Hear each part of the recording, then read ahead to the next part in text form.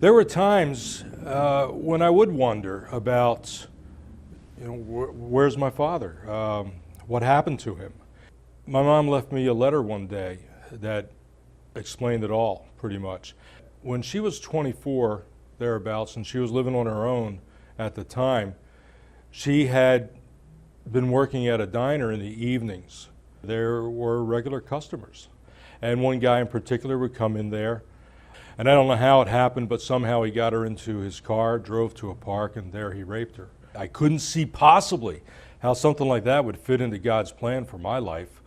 I rebelled, frankly. And sometime around the end of that 5 years, I turned back to Christ in Psalm 68:5, where God promises to be a father to the fatherless and the defender of the widow. And I came to own that verse to a degree, as though God was talking to me through that verse.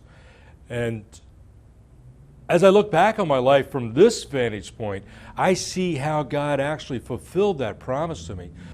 While I can't understand, literally, why God may have done exactly what He did in my case, I think that over time I have really come around to seeing the truth of what Paul was talking about when he wrote to the Romans, that all things come together for those who love the Lord and are called according to His purpose.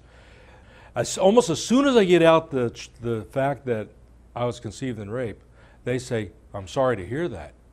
And I realize that I got to say, don't be, because this is exactly how God chose to reveal His grace to me. And if it hadn't happened that way, I don't know where I'd be.